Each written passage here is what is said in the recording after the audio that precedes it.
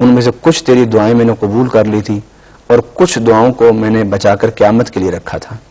یہ آج تیری مانگی ہوئی دعاؤں کا جو نتیجہ ہے وہ تجھے مل رہا ہے. تو حدیث مبارک میں آتا ہے کہ وہ بندہ افسوس سے کہے گا کہ کاش میں نے جلد بازی کی، کاش میری کوئی دعا بھی دنیا میں قبول نہ ہوئی ہوتی اور اللہ تعالیٰ مجھے میری تمام دعاؤں کا صلہ اور نتیجہ قیامت کے دن عطا فرما دیتا ہے. کیا بات ہے. اچھا علامہ صاحب، دعا جو ہے وہ کیا حالات کو، تقدیر کو بدل سکتی ہے؟ اور اس کے ساتھ ساتھ یہ بھی بتائیے گا کہ انبیاء کرام دعائیں مانگتے رہے، ان کی دعاؤں کا انہیں ثمر دنیا میں ملتا رہا، اس کا کیا طریقہ کار تھا؟ وہ کیسے اللہ تعالیٰ سے مانگا کرتے تھے؟ دیکھیے، دعا جو ہے وہ انسان کو ایک انکریجمنٹ دیتی ہے. انسان ایک مشکل کام دیکھتا ہے نا تو اس کا ذہن تھک جاتا ہے، نفسیاتی طور پر وہ پریشان ہو جاتا ہے، اس کے حوصلے ختم ہو جاتے ہیں، اس کے ارادے جو ہیں وہ کمزور ہونا شروع ہو جاتے ہیں. تو دعا کا جو سب سے پہلا کام ہے کہ جو کام آپ کرنا چاہتے ہیں، جو کام آپ کے ارادوں میں ہے، جب آپ دعا کرتے ہیں تو اللہ تعالیٰ آپ کے ارادوں کو مضبوط کرتا ہے. دعا کا پہلا جو فیض ہے، جو دعا کا پہلا جو فائدہ ہے وہ یہ ہے کہ انسان کا جو ٹوٹا ہوا دماغ ہوتا ہے اور حوصلہ اس کے ٹوٹ چکے ہوتے ہیں، دعا کی برکت سے اللہ تعالیٰ ان کو پھر سے مربوط کر دیتا ہے، پھر سے مضبوط کر دیتا ہے.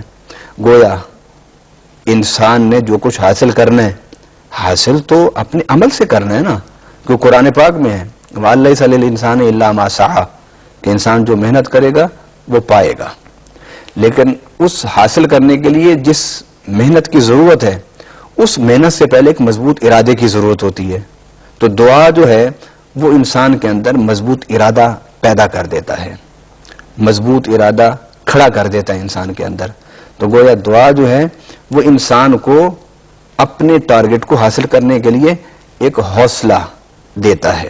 اللہ تعالیٰ کی ذات جو ہے اس سے دعائیں ضرور مانگیے، وہ یقیناً قبول کرنے والا ہے. اس پروگرام میں علامہ صاحب ہم ای میلز بھی شامل کرتے ہیں اور خطوط بھی شامل کرتے ہیں. میں چاہتا ہوں کہ آج کے اس پروگرام میں ایک ای میل کم از کم اس کو ضرور شامل کر لیا جائے. یہ محمد عمران صاحب ہیں جنہوں نے راولپنڈی سے ہمیں یہ ای میل بھجوائی ہے اور یہ فرماتے ہیں کہ سر میں آپ کے پروگرام کی وساطت سے یہ معلوم کرنا چاہتا ہوں کہ کیا ایک شادی شدہ صاحب روزگار اور صاحب حیثیت بہن اپنے یتیم زیر تعلیم بھائی کی امداد کے طور پر اسے زکوٰۃ کی رقم ادا کر سکتی ہے؟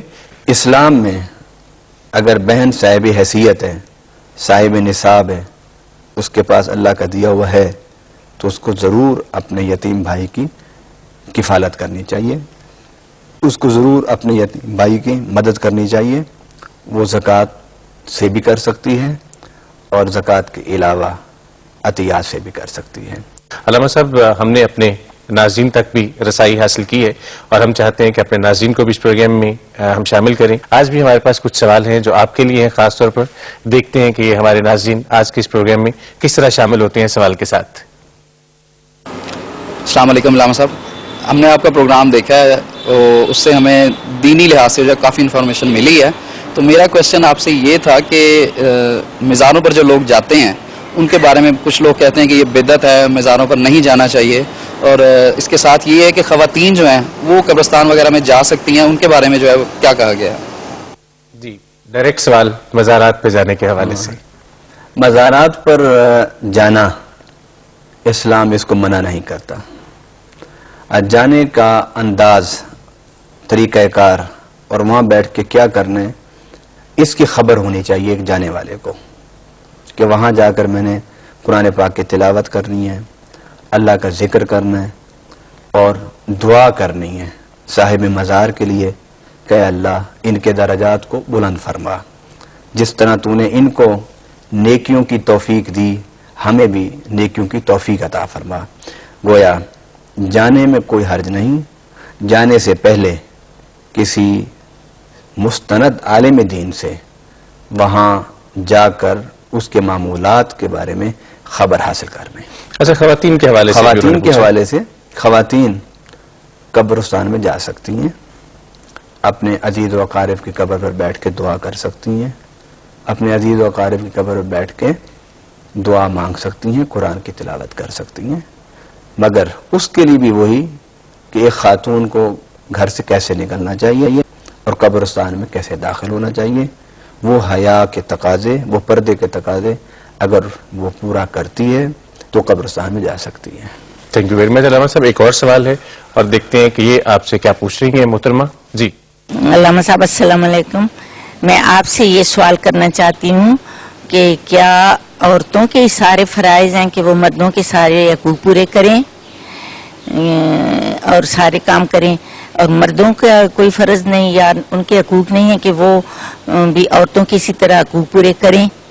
اس میں اسلام کیا کہتا ہے؟ آپ اس کے تفصیل سے ہمیں بتا دیں. بڑا زبردست سوال کیا ہے جی محترمہ نے. ایک گھر کو چلانے کے لیے کچھ ذمہ داریاں مرد پر ہیں اور کچھ ذمہ داریاں عورت پر ہیں. دونوں اگر اپنی ذمہ داریوں کو پورا کریں گے تو گھر اچھے طریقے سے چلے گا. سب سے بڑی ذمہ داری ایک مرد کی یہ ہے کہ وہ عورت کو خندہ پیشانی سے بات کرے, اس سے مسکرا کے بات کرے اور اس کے ساتھ محبت پیار سے بات کرے.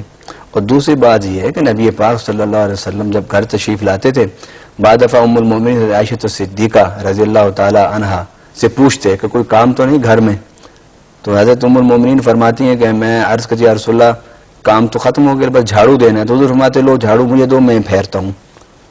تو بعد دفعہ جو کام گھر میں بچا ہوا ہوتا تھا حضور صلی اللہ علیہ وسلم اسے آ کے کیا کرتے تھے. گویا مردوں کو ایک صحیح گھر میں ایک صحیح مسلمان بننے کے لیے ضروری ہے کہ وہ اپنی بیگمات کے ساتھ محبت پیار سے گفتگو کریں اور بچے ہوئے کام کو خود کرنے کی کوشش کریں. تھینک یو ویری مچ علامہ صاحب.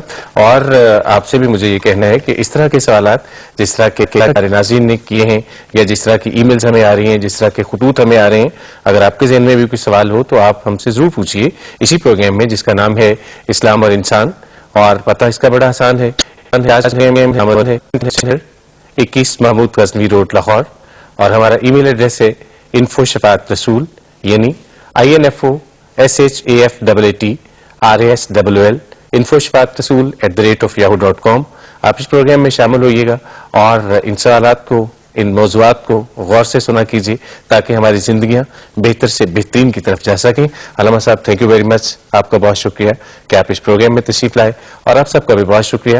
اپنی دعاؤں میں ہمیں ضرور یاد رکھے گا اور ہم آپ کو اپنی دعاؤں سے کبھی نہیں بھولتے. آپ کا بہت شکریہ. اللہ حافظ.